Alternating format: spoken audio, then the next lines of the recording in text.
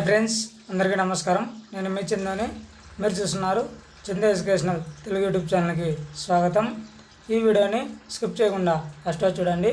Video చూసిన ప్రతి ఒక్కరు మన ఛానల్ని ఒక లైక్ చేసి కిందన్న సబ్స్క్రైబ్ బటన్ని సబ్స్క్రైబ్ చేసుకొని దాని పక్కన బెల్ ఐకాన్ని నోటిఫికేషన్ యాక్టివేట్ చేయండి.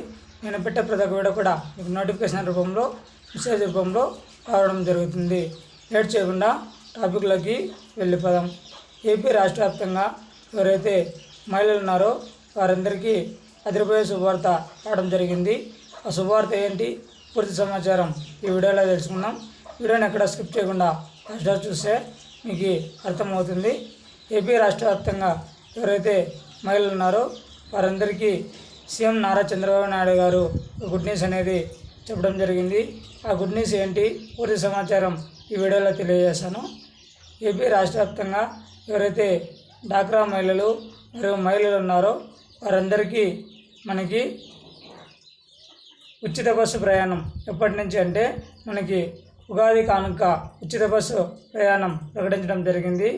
ఇకపోతే ఏ డాక్యుమెంట్స్ కావాలి, ఇప్పుడు మనం చూసుకుంటే ఉగాది కానుక ఎవరైతే మహిళలు ఉన్నారో వారందరికీ ఏ డాక్యుమెంట్స్ కావాలంటే ఈ కార్డు 3 తప్పనిసరి.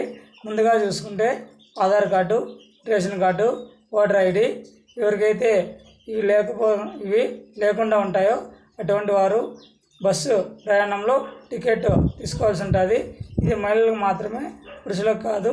మనకి ఇంకో స్కీమ్ తీసుకుంటే సూపర్ 6 పథకంలో భాగంగా మనకి ఇప్పుడు అమలైన పథకాలు ఏవంటే మనకి పెన్షన్ పంపిణీ 4,000 పెంచడం జరుగుతుందండి. ఇది ఒకటి అమల్లో ఉంది.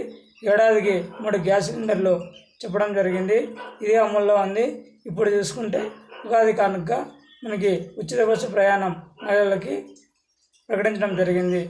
మరిన్ని లేటెస్ట్ అప్డేట్స్ కోసం మన యూట్యూబ్ ఛానల్ని లైక్ చేయండి, షేర్ చేయండి, సబ్స్క్రైబ్ చేయండి. Thanks for watching video. జై హింద్.